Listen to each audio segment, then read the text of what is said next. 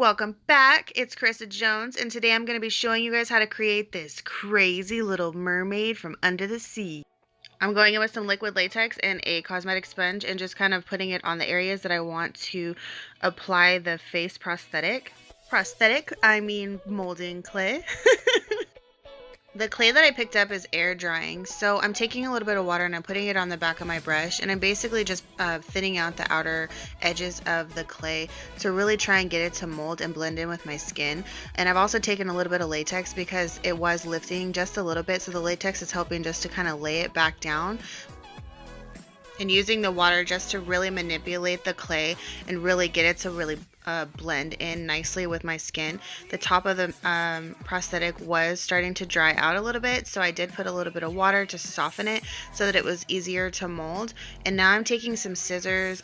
You could take any type of sharp object, but please be careful. And I'm basically just carving in lines because I want it to look like I have gills opening up in the front of my face. So I'm going in with some foundation. I'm going to apply that all over my face, eyes, and over the prosthetic. And then I'm going to go ahead and give myself a really smoky brown eye.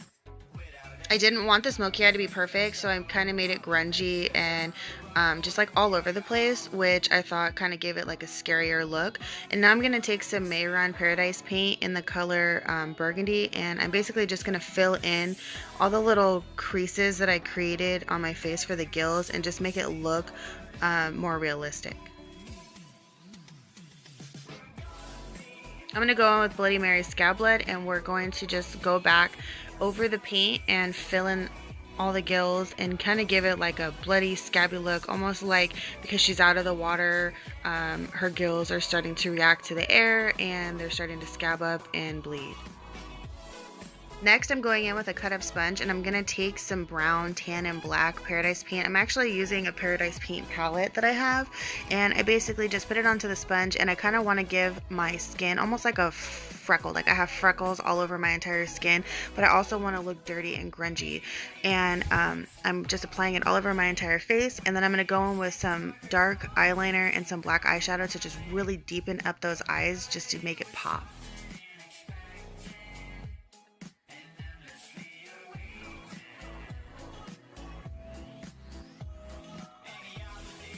I'm going to go back in with the sponge and the Mann Paradise paint in the color burgundy that I used for the gills, and I'm just going to apply that around my mouth just to give it like a bloody look. And I'm also putting it on my chest to make it look like I possibly have eaten something or been attacked.